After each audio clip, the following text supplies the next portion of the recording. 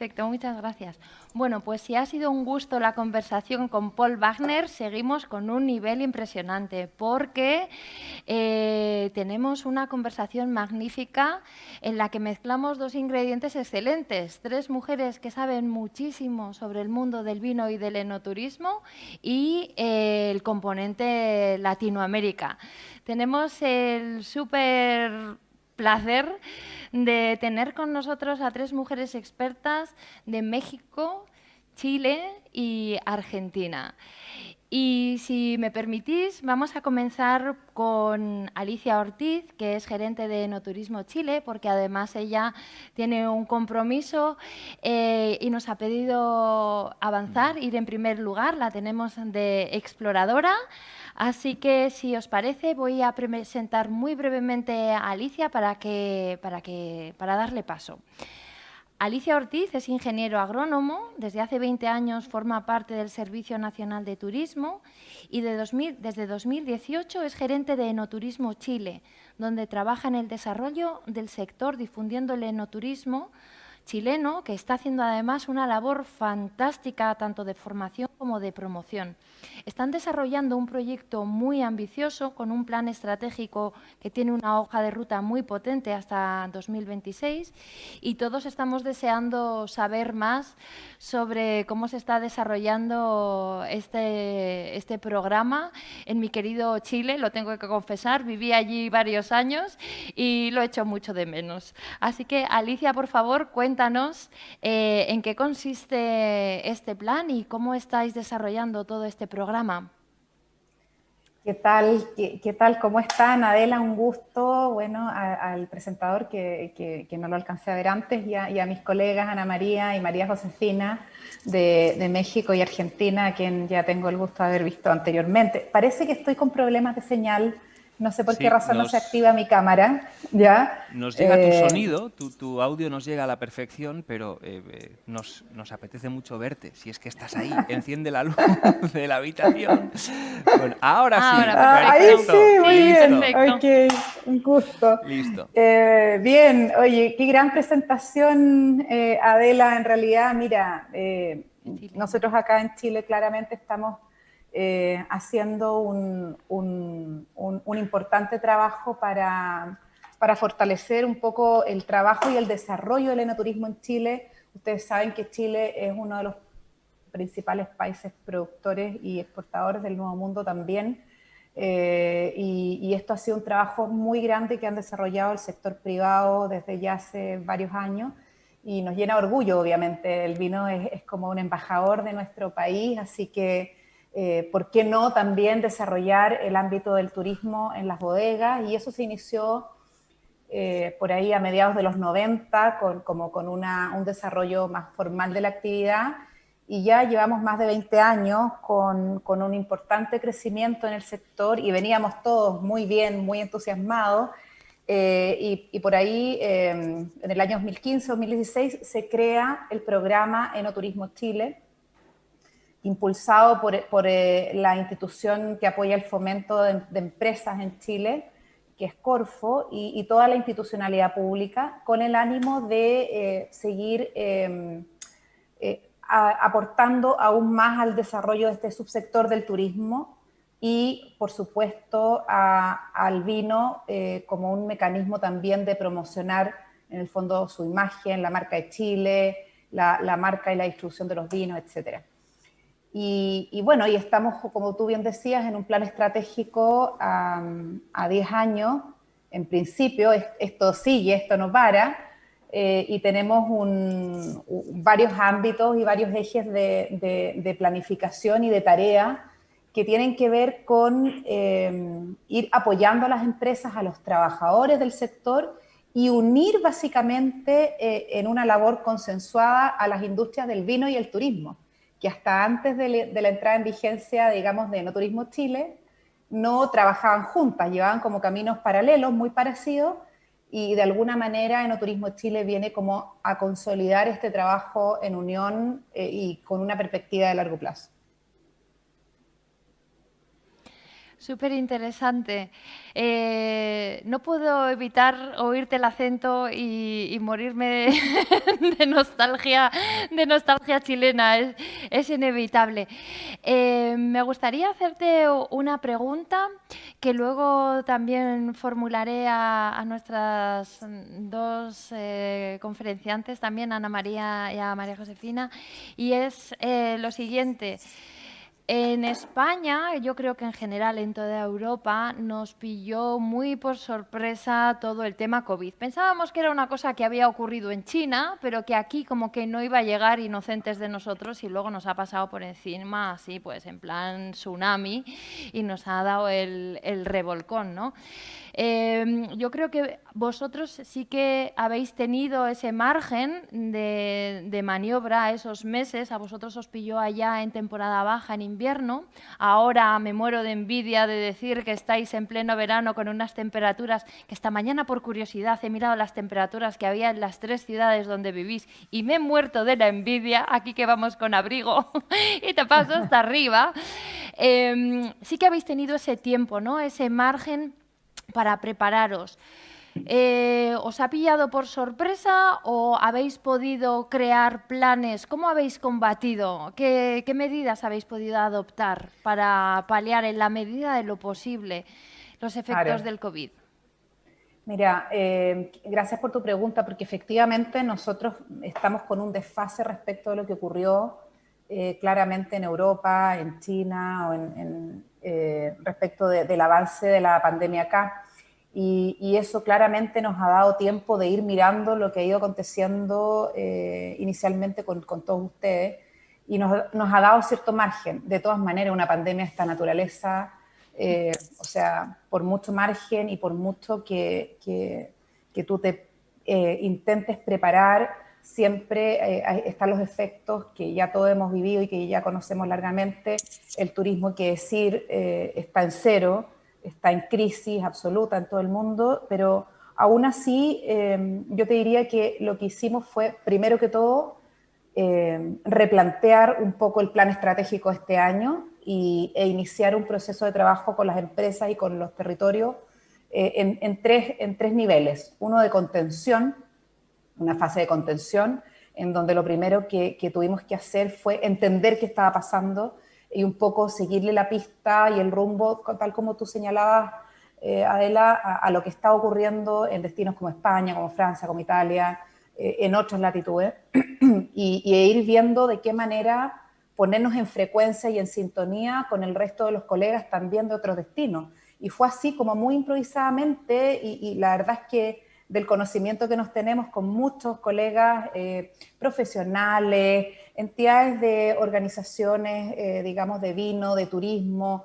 consultores, etcétera, de distintos países, nos organizamos en abril e hicimos como un grupo de trabajo. Ya eso fue lo primero, que a título como personal quisimos entender qué estaba pasando y compartir un poco la dinámica y las soluciones o las ideas que estaban dando vuelta en cada uno de los lugares. Y acordamos y hicimos este grupo como de pensamiento y de apoyo, que es Think Tank, y acordamos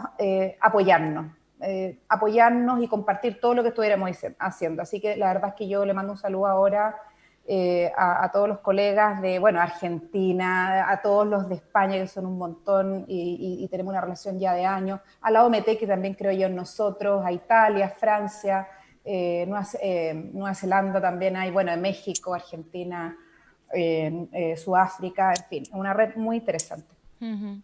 Y desde ahí comenzamos a compartir en el fondo el qué hacer, el cómo resolverlo y de qué manera ir avanzando en ese sentido.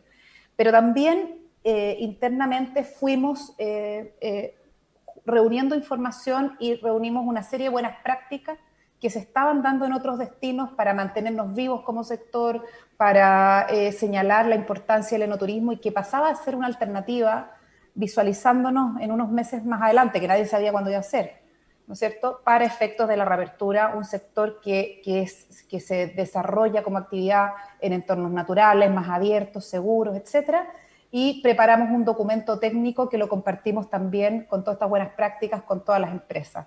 Uh-huh. Acto seguido nos pusimos también a trabajar en cómo éramos capaces de entender los cambios y conectar con las nuevas formas de comunicarse y del nuevo cliente, el nuevo perfil que iba a querer hacer. Teníamos que partir además por recuperar la actividad con el turista local, y particularmente Chile y el enoturismo en Chile se explica en un 70% por visitas internacionales. Imagínate tú lo que eso puede significar para una industria que está fundamentada en el turismo receptivo. Por lo tanto, al menos para Chile, la intención era replantearnos un poco el producto, entender que teníamos que reprogramar y desarrollar actividades para los nacionales, para el turista local, el turista de proximidad, y todo eso de alguna manera lo fuimos entregando dosificadamente en distintos webinars y talleres que se fueron dando, y yo creo que ocurrió en todas partes y en todos los destinos, un poco esto de prepararnos, etcétera. Y en esa misma línea, nosotros también tenemos un área de capital humano y formamos mucho, también extendimos y ampliamos la cobertura de nuestro curso de formación de guías de enoturismo, y de 100 cupos que teníamos, no sé, aumentamos a 300 o más de 300, y fue también aprovechar bien el tiempo en prepararnos para lo que iba a ser la próxima reapertura, y yo te diría que eso fue la etapa de preparación, o sea, de contención y preparación. Y luego, cuando ya los índices comenzaron a bajar un poco, yo sé que Argentina, María Josefina, desconfinó antes que nosotros, ¿no es cierto? Ustedes desconfinaron o permitieron un poco la salida por ahí como en julio. A nosotros recién después de las fiestas nacionales, que son en septiembre, nos permitieron volver a salir. Entonces ya había una presión como muy grande por la necesidad de abrir el funcionamiento, y comenzamos a preparar lo que era la estrategia de ir posicionando la actividad entre los chilenos. Preparamos con otros sectores de la economía, industrias creativas, las agencias de publicidad, toda una campaña para salir a mencionar un poco y a dar el valor que tiene el sector de cara al cliente nacional, y también eso lo acompañamos con una herramienta tecnológica para las empresas para que digitalizaran su oferta, entendiendo que hoy día todo está en la línea digital. Las personas, nosotros los consumidores, todos nos acostumbramos a consumir digitalmente, no solamente un webinar, sino que además los productos que te llegan a casa, etcétera. Entonces, lanzamos eso, alcanzamos a ordenarlo, y estamos en pleno proceso. Ya dimos la partida a fines de octubre, llevamos un mes más o menos en actividad, tuvimos un repunte increíble en las visitas también, todavía no es alta temporada, pero la gente estaba desesperada por salir. Sí. Sin embargo, los aforos evidentemente son pequeñitos, son ajustados, la gente está un poco desesperada porque no puede ir cuando quiere, porque ya no hay más capacidades, y de alguna manera esto ha sido como un aprendizaje constante, es decir, estábamos felices y nos volvieron a confinar, sí. Ahora hace 10 días atrás. Entonces esto es como muy dinámico. Yo creo que uno de los grandes aprendizajes del proceso es aprender a colaborar, a compartir, a ser resilientes y a aprender a ser más flexibles. Éramos muy rígidos tal vez. Sí. Y eso es un tremendo desafío, que no tenemos la bolita de cristal, pero bueno, estamos en medio de eso, y yo creo que es parte de lo que vamos a tener que seguir gestionando en adelante. Sí, la verdad que te estaba escuchando, la cantidad de acciones. Además, yo os sigo en redes sociales y sigo las cosas que hacéis, y es increíble la cantidad de acciones que habéis desarrollado durante este tiempo. Oyéndote hablar da la sensación de que estábamos oyendo de un plan de años, pero es que yo creo que también uno de los efectos colaterales de esta pandemia es que, sea lo que sea que tenemos los humanos para medir el tiempo, el coronavirus nos lo ha estropeado, porque estamos hablando de meses y sin embargo hemos trabajado como locos todos, o por lo menos yo tengo esa sensación y esa percepción. Muchísimas gracias por tu comunicación, por todas estas experiencias que nos has contado y lo dicho, muchísimas gracias y te dejamos libre para que puedas atender esos compromisos que sabemos que tienes. Muchísimas gracias, Alicia. Muchísimas gracias, Adela, por la oportunidad. Bueno, a mis colegas que no las voy a alcanzar a escuchar, pero ya nos hemos comunicado anteriormente. Nada, yo creo que esto es un trabajo en comunidad de todos. Nosotros estamos felices de poder compartir con todos ustedes y con todos los gestores de destino todo lo que hemos hecho. Yo creo que de ahora en adelante no nos queda más que unirnos en posicionar este importante sector y darle la importancia que se merece, porque a veces somos como una fracción nomás del turismo, pero hay que entenderlo en el conjunto. Y nada, ahora nos jugamos la renovación, así que me voy inmediatamente a mi defensa del próximo trienio. Así mucha suerte y que vaya muy bien esa reunión. Como se dice en España, a por ellos. Como se dice en Chile, sí se puede. Vamos que se puede. Así es. Un abrazo grande, que un les vaya abrazo. Muy bien. Hasta luego. Bueno, a continuación vamos a hablar con Ana María Arias, que además de una mujer espectacular, doy fe, es sommelier, directora de Vinotelia, la Escuela de Vino y Cata, imparte formación sobre viticultura y enología en múltiples instituciones, también es organizadora y creadora de Vinum, el Foro Internacional sobre Enoturismo, que se celebró recientemente en Guanajuato, en México. Por cierto, os recomiendo ver las grabaciones en YouTube porque hay algunas ponencias muy, muy interesantes. Ana María es una gran conocedora de la realidad del vino y también del enoturismo en México. Quizá no es tan famoso como pueda ser Chile o Argentina, pero tiene una tradición. México tiene tradición centenaria bodeguera y que duda cabe es una potencia a nivel mundial turístico, ¿no? Yo os invito a que descubráis el enoturismo en México porque cuenta con propuestas muy innovadoras, más ligadas quizá al ocio, al estilo de vida, al pasarlo bien, que otras propuestas como más serias, más a la europea, podríamos decir. Ana María, por favor, cuéntanos más sobre el enoturismo en México porque estoy convencida de que va a sorprender a muchos de nuestros asistentes. Adela, qué rico escucharte. Hemos trabajado algunas horas juntas hablando, deleitándonos con el tema del vino. Yo creo que, y lo estamos viendo, el vino y las experiencias de enoturismo empiezan a ser en el mundo entero una salida romántica y amorosa para estar enfrentando lo que estamos pasando. En México, pues como tú dices, tenemos sí hay mucha tradición. Estamos hablando de Hernán Cortés, que trajo las primeras vides a México, 1524. Bueno, estamos una historia muy lejos. Sin embargo, pues se perdieron muchos años por muchas razones históricas el tema del vino, pero venimos retomándolo hace unos 20, 25 años, interesante. Y lo que está pasando acá en México es que es un tema nuevo, que eso nos da una frescura para ver el tema del enoturismo, nos da una frescura total. ¿Por qué? Porque el usuario, el turista, tradicionalmente no se había enfocado al tema del vino, al enoturismo. Se había enfocado a otro turismo que es el turismo de ir a la playa, el turismo no, porque México, ustedes saben que es una potencia en el tema del turismo. Entonces, ¿qué es lo que ha pasado? Que el mexicano descubre que aquí hay algo que se llaman bodegas de vino. Y lo descubre no solamente y no necesariamente por el tema de tomar una copa de vino o porque conozcan marcas de vino o porque conozcan el tema del vino. El mexicano descubre el tema de las bodegas porque quiere salir y entonces se va en el coche el fin de semana con su familia, va a una bodega, descubre, se toma la foto y empieza a hacer todo un tema de tendencia en México, todo lo relacionado con el vino. Somos pequeños, muy, muy pequeños, pero estamos creciendo al 12 o 15% anual en consumo de vino en los últimos 15 años, que es una cosa, es un récord interesante a nivel internacional. Somos pocas bodegas todavía, somos cerca de 210, 220 bodegas en México. Sin embargo, el detonante más importante que estamos viendo es que la gente puede ir a bodegas. o sea, puede ir a conocer la experiencia de la bodega sin tener que viajar a otro país.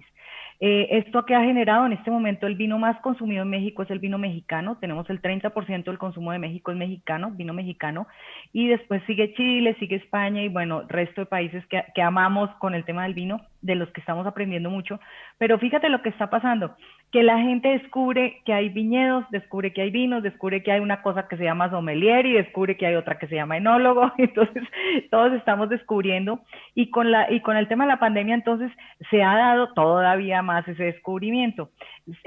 Ni siquiera contarles todo lo que se ha hecho, que creo que son experiencias muy parecidas en todos los países, donde sí nosotros tenemos una marca en Guanajuato, que es el estado donde yo estoy, que se llama Guanajuato Sano, todas las medidas, todo lo que ustedes han dicho, que creo que estamos enfilados en la mayor parte del mundo a tener este tipo de controles y de, obviamente, estar muy predispuestos a lo que está pasando en el tema sanitario.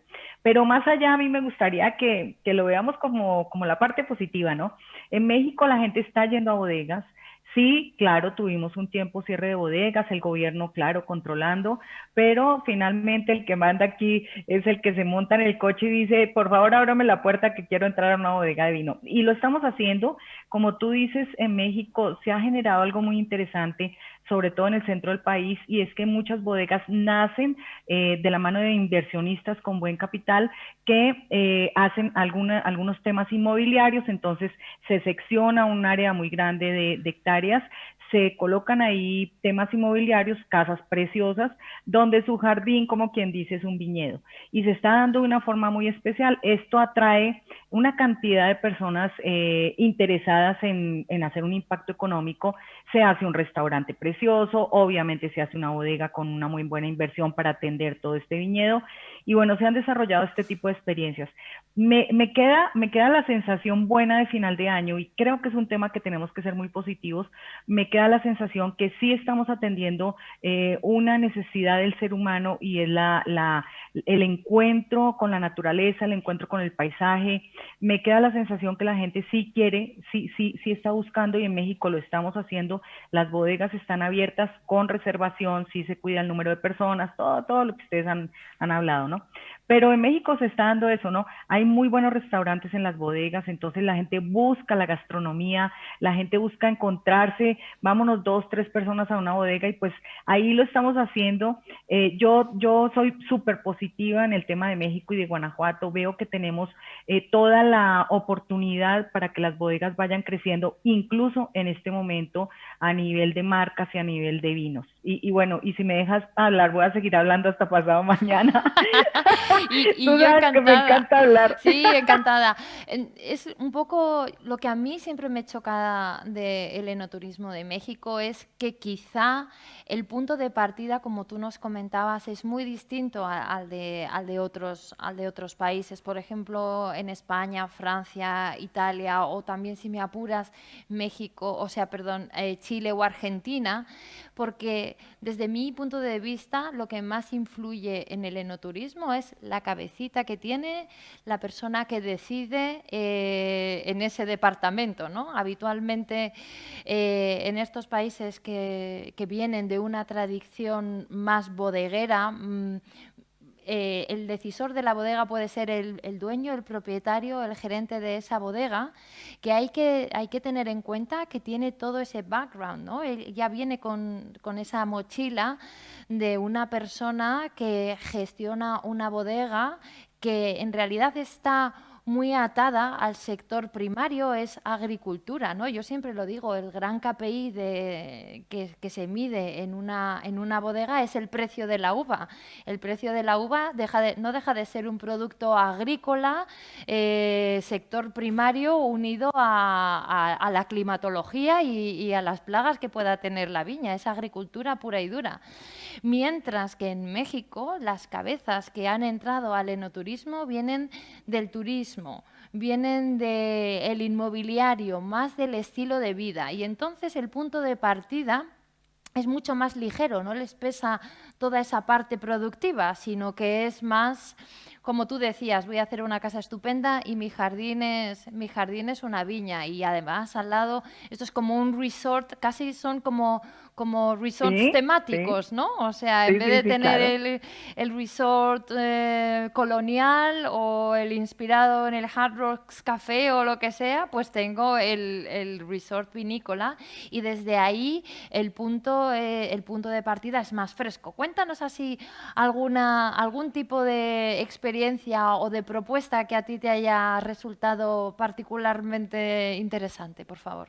Mira, y ojo, no estamos diciendo que las bodegas no estén invirtiendo en equipos, en enología, o sea, no estamos diciendo que las bodegas no estén interesadas, porque tampoco se trata de decir, bueno, es que en México están bailando todos encima de las bodegas, ¿no? Sí, sí lo estamos Bueno, haciendo, sí, lo hacemos, discúlpame, porque Ana María, que no era mi intención sugerir tal cosa, ¿eh? No creo que son uno de esos mitos, como que en México no hay más que mariachi, como en España no hay más que flamenco. No, en México se trabaja, en España se trabaja y se producen muy buenos vinos, que me consta. No era mi sí, intención, ¿eh? no, sí, sí, no sea que digan, no, ahí dijeron en el Congreso Ya. que resulta que en México, no, no nos hemos olvidado del tema del vino, sigue siendo el principal objetivo producir buen vino, porque si la gente llega a la bodega y no prueba un vino que le satisfaga, pues no va a volver, ¿no? O sea, ya conoció la bodega una vez, ya tuvo la experiencia una vez, ¿para qué regresa?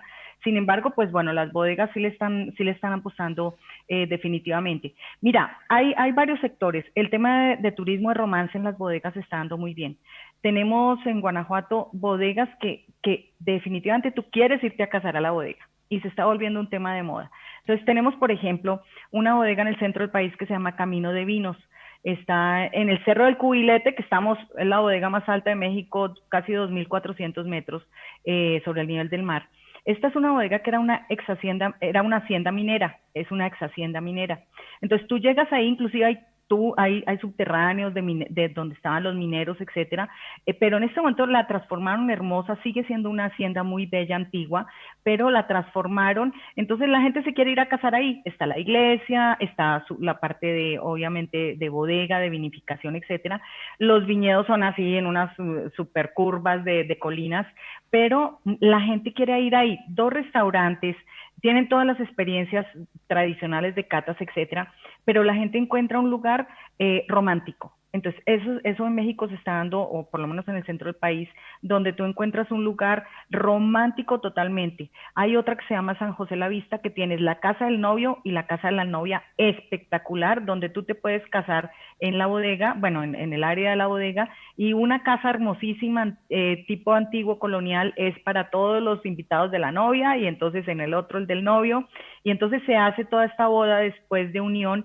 y obviamente el tema del vino es el protagonista también. Entonces, aquí lo que encontramos son esas experiencias. Otras bodegas, por ejemplo, son unas casas hermosísimas en medio del viñedo, donde los dueños tienen acceso a la producción anual de las uvas, que se convierten obviamente en vino, la pueden comprar o hacer suya las botellas, o pueden vender las uvas para que se haga vino, para que se procese y se venda con otras marcas. O sea, hay un esquema que se está manejando de cómo podemos punto por punto hacer rentable el tema de las bodegas y el viñedo. Entonces, aquí vas a encontrar muchos, bueno, varios de esos conceptos, donde la gente dice, ¿cómo sacamos, cómo podemos rentabilizar desde la uva hasta la casa, hasta el restaurante, hasta los matrimonios, hasta las bodas? O sea, todo lo estamos manejando como un tema, pues, económicamente impactante. Y fíjate, yo creo que sí ha pegado duro el tema de la pandemia, de venta de vinos, etcétera, pero creo que en México hemos sabido reconvertir inmediatamente el negocio. De verdad que ha sido interesante, a lo mejor viendo la experiencia de otros países, pero las bodegas han podido captar esos turistas, captar este mercado del vino. Yo creo que de una forma rápida, o sea, se ha dado, no nos cogió tan de frente como a ustedes. Entonces aquí esas experiencias se han podido gestar y se han podido generar de una forma más amable y más divertida. Sí nos ha dado duro, claro, en México ustedes saben cómo están las cifras, pero la gente, vamos bien, estamos contentos, vamos saliendo y vamos a visitar, ¿no? Y a ver, como tú dices, Vinum, por ejemplo, que fue un evento impresionante a nivel de virtual, donde hicimos, grabamos bodegas con recorridos virtuales, hicimos realidad aumentada de botellas. Entonces, creo que nos supimos adaptar rapidísimo a lo que está pasando, y la gente también. Yo siento que la gente está acondicionándose rápidamente al tema. Y no solo rápidamente, o sea, no solamente la velocidad, yo creo que también es muy de valorar / envidiar la variedad, los distintos posicionamientos, ¿no? El hecho de que las bodegas propongan, tengan ofertas tan distintas. Ahí dejamos, por si acaso alguien quiere recoger ese guante del turismo romántico relacionado con el mundo del vino, y ese otro modelo que casi me recordaba un modelo de club, ¿no? De club de vino, en el que tú eres no solamente bodeguero por un día, sino que eres bodeguero 365 días al año, que me ha parecido súper original. Ahí dejamos esas ideas, por si acaso alguien quiere seguir investigándolas e inspirarse en ellas, porque me parecen súper originales. Y ahora, si os parece, os voy a presentar a María Josefina Cerruti. Ella nació en un viñedo, y yo creo que eso ya imprime un carácter, ¿verdad? Además, desciende de los pioneros italianos ligados a la industria del vino en Argentina. Es licenciada en Sociología y autora de un libro que se titula Ni ebrias ni dormidas, las mujeres en la ruta del vino, y de Casita robada, que desde ya mismo os recomiendo su lectura, ahora que vamos a tener tiempo en Navidad, que no vamos a poder salir tanto, es un plan estupendo. Ella se dedica a la literatura y a estudiar la historia y la cultura del vino en su proyecto Letras ebrias, cata de vinos y libros. Súper inspirador el nombre, me encanta. María Josefina nos va a hablar de la ruta del vino más larga del mundo, que parte de Argentina, en Santiago del Estero, y termina en el norte chico chileno, por Coquimbo, en la zona de La Serena, o viceversa. Me imagino que se podrá empezar en los dos sentidos. Es una ruta que atraviesa la cordillera, los Andes, y que tiene 1.341 kilómetros. Se puede realizar, está cronometrado, que me ha fascinado el dato, en 20 horas y 53 minutos.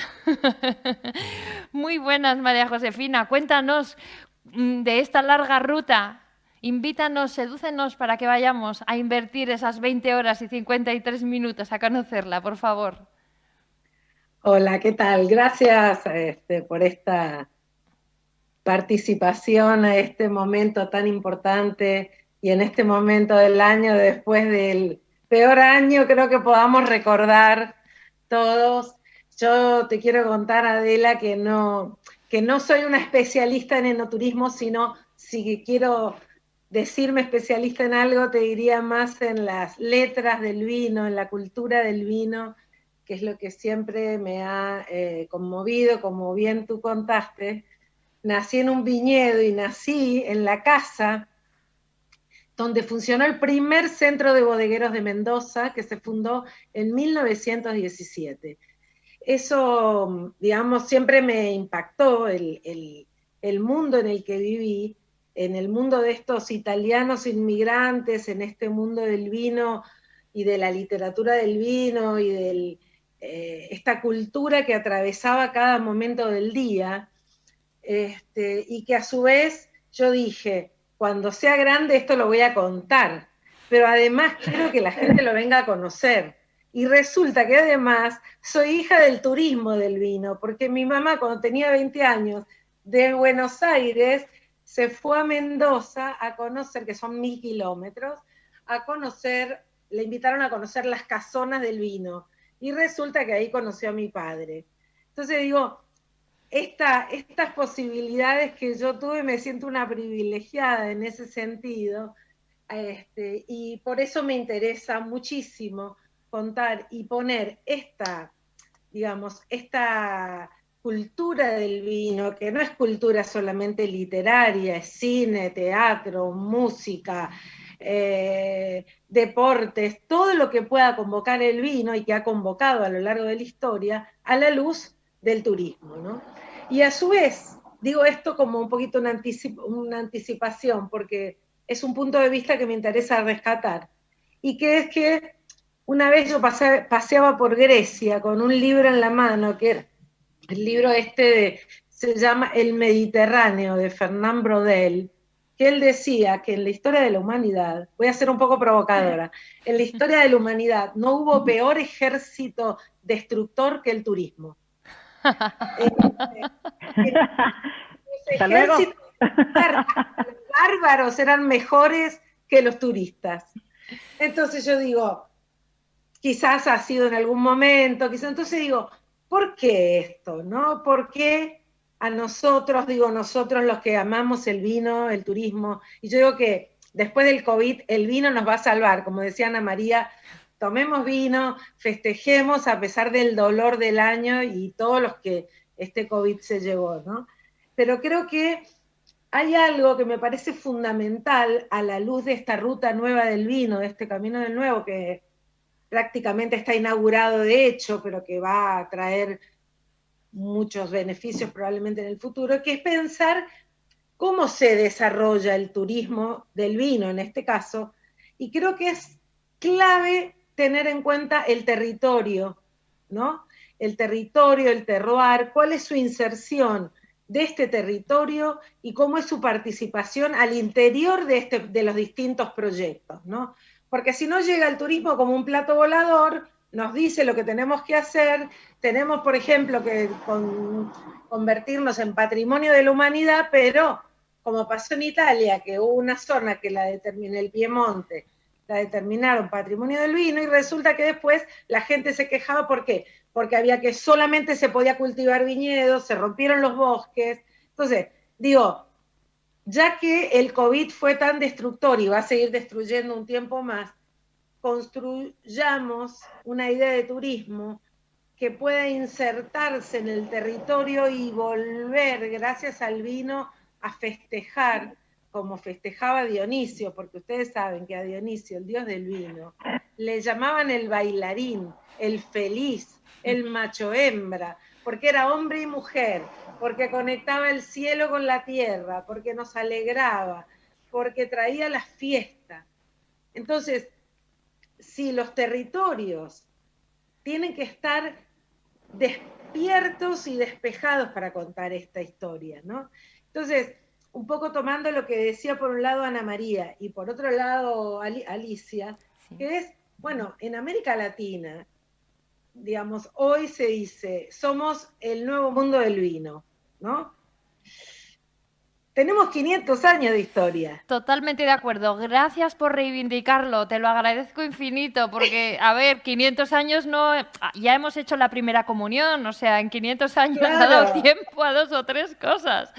Totalmente. Pero digo, claro, y somos digo, cuando decimos América Latina, hablamos también de la inserción de los pueblos que llegaron a estas, de los cuales somos descendientes, de la mano de los conquistadores, de los inmigrantes, de las distintas corrientes españolas, francesas, alemanas, etcétera, que han ido cultivando este territorio, pero como dijo Ana María, recién Cortés trajo las primeras cepas, Pizarro las trajo a Perú, de Perú llegaron a Chile, de Chile, entonces yo digo, ahora vamos a pasar por último al tema del corredor bioceánico del que hablábamos, pero no puedo dejar de nombrar lo que fue la conquista de América, entonces, el vino latinoamericano, que yo dudaría si llamarlo vino del Nuevo Mundo o vino, quizás podemos empezar a hablar de un territorio, de un terroir muy amplio, que quizás viene desde California para abajo, que podemos decir vino latinoamericano en un sentido muy amplio de la palabra, Adela, ¿no? Amén. Que es, amén. Amén. Que es vino, entonces, vino del Nuevo Mundo, pero vino del Viejo Mundo, o sea, vino de venir. Este vino del viejo se convirtió en nuevo, pero es viejo. Y entonces, el vino que es venas, en la etimología de la palabra, el vino es venas y sangre, sangre de la tierra. Entonces, en el vino latinoamericano hay una historia de sangre y dolor que fue la conquista de América, digamos, ¿no? Entonces, podemos contar una historia de felicidad, pero el vino de América también cuenta la historia muy dramática de la conquista de América, pero también cuenta la historia de la fuerza de los pueblos que a pesar de ese dolor fueron volviendo a plantar la plantita, a verla crecer, a construir una cultura, a armar una película. Quiero decir, Adela, todos hemos visto Entre Copas. Seguro que hay muchas películas mejores y que eso, pero qué buena película que nos contó un territorio. Tenemos que hacer más cine, contar los productores, transmitir, yo digo, ¿cómo transmitir esta historia? Entonces, ¿cómo transmitir los pequeños territorios, ¿no? ¿Cómo contar qué territorio da tal cosa, cómo lo dieron, cómo el Carmener plantó, se construyó, vino de Francia, fue a Chile, el Malbec. Yo crecí en un viñedo de Malbec, ¿no? Y eso me construyó, me consolidó en una cultura y en un modo de decirnos y de decirme. Entonces, ahora está, digamos, Mendoza, como sabemos, es la gran, yo soy mendocina, es la gran tierra del vino en Argentina, pero también tenemos otras regiones y cada región de la Argentina puede transmitirte la historia y un paisaje particular de este país y de esta América Latina. Particularmente el caso del corredor de la ruta del vino más larga del mundo, parecemos brasileños, ¿no? O país más grande del mundo. En este caso, el territorio, la ruta del vino más larga del mundo, va a ser binacional, y esto es importante, porque va a unir dos pueblos que, aunque estemos cortados o unidos, depende cómo se mire, por la cordillera de los Andes, también hemos sufrido muchas cosas entre unos y otros, por problemas territoriales, políticos, etcétera, etcétera. Esto nos une. Y nos une un recuerdo de quién? De un conquistador, que no era un santo, un bombón, como decimos acá. No era un precioso señor que vino a plantar viñedo. Vino a conquistar y seguramente mató mucha gente y seguramente... ¿Pero qué hizo? Juntó buscando lo que él llamaba el Mar del Norte, que sería el Océano Atlántico, se encontró que salió de La Serena, en el Pacífico, en Chile, atravesó el Atlántico, siguió, ¿y qué pasó? Y llegó ¿a dónde? A Santiago del Estero. Santiago del Estero es la ciudad más antigua de Argentina. Se le llama la madre de las ciudades. Y fundó ahí. Entonces quedó armado este corredor hoy bioceánico, este camino del vino, que tiene 1.300 kilómetros y que probablemente pueda llegar a los 1.500. Y que quizás se pueda también enganchar y hacer red con Mendoza, con las zonas de otros proyectos y de otras rutas del vino. Pero lo interesante de este corredor bioceánico, es que nos va a contar esos 500 años de vida. Tiene un montón de bodegas, creo que son 185, si no ahora lo miramos los números, de bodegas, que no son las bodegas estas mendocinas que ya están como en una situación muy, muy importante, sino que también estamos en son bodegas nuevas que se están armando, que están creciendo, que se están planteando, que nos cuentan un tiempo que es el de ahora, pero que se remonta a los tiempos en donde la ruta hacia el Potosí, que era la ciudad más importante de América Latina, por la producción de los metales. Entonces, ahí estamos, Adela, estamos en esa parte, en ese momento de la historia que vamos a crear un nuevo corredor bioceánico, porque hubo otro anterior que se construyó también, que era el primer tren coast to coast que se hizo en América Latina, que se llamó el Buenos Aires al Pacífico, que nunca funcionó muy bien, pero que fue de punta a punta y que tuvo que ver con el vino. Hoy no va a ser por tren, pero esperemos que los gobernantes de ambos países puedan pensar de nuevo en el tren, que es mucho más ecológico, mucho mejor como transmisor de cultura y de paseo entre los lugares, ¿no? Me parece que tenemos en la mano una joya, todos en esta región y que es la joya de la alegría y que después del COVID el vino puede ser, como en tiempos de Dionisio y de Grecia, un momento de enorme felicidad. Entonces, me parece, no sé a vos, Adela, ¿qué te parece si tenemos que juntarnos así, de todas las maneras posibles, para poder brindar otra vez, ¿no? Sea con champán, sea con espumante, con blancos, con tintos, con todo lo que tengamos a mano para poder volver a ser románticos, porque ahora no nos podemos tocar. Es terrible para mí, terrible para el mundo del vino, no poder abrazarnos. Entonces, el vino nos va a ayudar y esta nueva ruta del vino que se está planteando y que están trabajando los dos países, las dos entidades turísticas, el nuevo gobierno argentino que está remando muy fuerte para poder reconstruir este país que quedó arruinado en los últimos años. Por favor, el vino nos va a traer sorpresas y este camino, el más largo del mundo, seguro va a ser el gran brindis, me parece. Sí, me parece que en estas tres exposiciones fantásticas que habéis hecho, creo que podríamos sacar varias conclusiones. En primer lugar, que el vino tiene un componente romántico muy importante.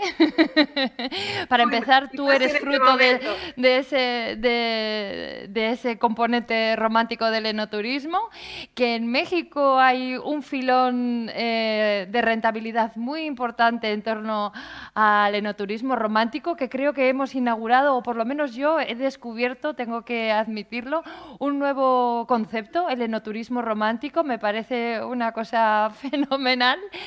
Y también creo que como conclusión deberíamos, aparte de que el término vino del Nuevo Mundo nos parece que ya está un poco obsoleto, o al menos desde mi punto de vista, también este concepto que yo creo que está mucho más arraigado en América Latina, esta idea de grupo, este concepto de colaboración, que luego cuando salgamos a vender y vayamos a una feria seguro que vas a querer vender tu vino, pero que como destino, la región, como se dice en América Latina, la región entendida como todos los países que componen América Latina, tiene un potencial en apoyarse y en colaborar entre los países, ¿no? Que se puede aprender mucho de tu vecino y que se pueden hacer propuestas tan interesantes como la que nos estaba contando María Josefina Vi. ¿Por qué no hacer en España una ruta Ribera Rioja Bordeaux, ¿no? Sería una ruta bien bonita. O sea, si los cruceros, si los grandes mayoristas las proponen en sus propuestas turísticas, ¿por qué no hacer de eso algo formal? Me parece que sería una idea fantástica. Bueno, señoras, me dicen por aquí que tenemos que ir acabando. Me gustaría, si queréis hacer alguna aportación para cerrar esta conversación tan interesante. Ana María, por favor. Sí, Adela, muchas gracias. Sí, me gustaría que vengan a México algún día, que sientan lo que estamos haciendo en México. Nuestros números no aparecen todavía en las listas de las finalistas, cual concurso de belleza. No aparecemos en las finalistas, pero hay una cosa importante: el consumo está subiendo mucho y y somos un país de 120 millones de habitantes. O sea, la posibilidad de que en cortos años vayamos a aparecer en el territorio y en los temas internacionales va a estar bueno. Vengan a México, tenemos buen vino, estamos haciendo cosas buenas. No se trata de competir contra otros países, no se trata de comparar contra otros vinos del mundo. Esto no es comparable. México, ningún país en el mundo del vino es comparable, ni en enoturismo somos comparables. Somos personalidades del mundo del enoturismo. México tiene su propia personalidad y su propia dinámica.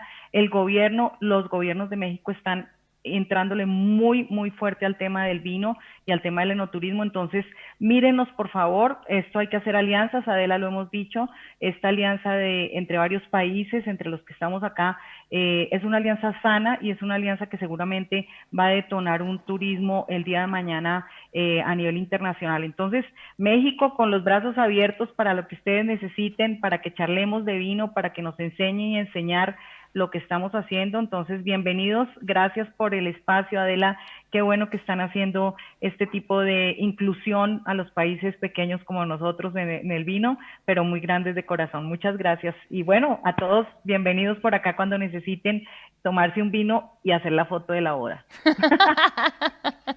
A los que todavía se quieren casar. Sí, sí. Pero claro, mi querida María Josefa, esa es una de las cosas que el COVID nos tiene que dejar, el amor tiene que regresar también a lo ancestral. Y eso es matrimonio. Vamos a ver si convencí. Bueno, esto es lo que no me esperaba yo de esta conversación, que adquiriese tintes amorosos casi de novela. Me está encantando, me parece un giro totalmente sorprendente e inesperado y muy atractivo. Bueno, María Josefina, cuéntanos, para rematar. No, yo lo único que quiero, que me parece rescatar, sí, claro, vengan también a Argentina, vengan a Mendoza, vengan a conocer la nueva ruta del vino, la larga, esta, la más grande del mundo, el territorio. Creo que el turismo y el enoturismo tiene que pararse y cultivarse y hacer raíz en los distintos territorios, en la cultura del lugar, promoverlo, porque también los bailarines de flamenco, como decían hace un rato, los distintos bailarines de los mariachis también son portadores de cultura y de trabajo, porque los bailarines trabajan también. Y entonces creo que tenemos que estar en todas aquellas posibilidades de desarrollar para que este mundo vuelva a resurgir o resurja diferente, y el vino puede ser una gran oportunidad. Hay una poesía muy linda de la literatura goliárdica que me gusta, que dice así: beba aquel y beba ella, beba el criado y la doncella, beba el señor, la señora, que a beber no haya demora. Y esto lo tenemos que tener así continuamente en cada territorio para poder crear un turismo alegre, que respete el territorio y que nos ayude a brindar después de este COVID. Así que los esperamos para encuentros románticos, paseos de familia, lo que quieran. Argentina está disponible en el nuevo tiempo que llegará, esperemos, después de las vacunas. Sí, bueno, pues a modo de cierre yo creo que podríamos resumirlo como cooperación, amor y vino. Ha sido un placer, señoras, compartir este rato con vosotras. Muchísimas gracias por aceptar la invitación de Wineland y compartirnos todo ese conocimiento y darnos todas esas ganas de ir a visitaros lo antes posible en cuanto nos vacunen. Muchísimas gracias. Un beso muy grande.